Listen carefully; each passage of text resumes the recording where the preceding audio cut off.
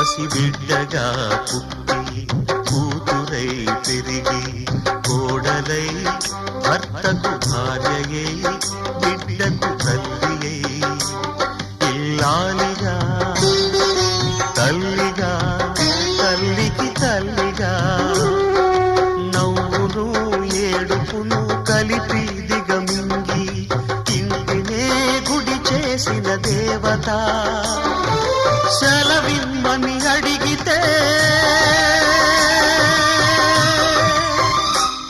ఇక సెలవిమ్మని అడిగితే ఇది కనని వినని సంఘటన అపూర్వ సంఘటన ఇది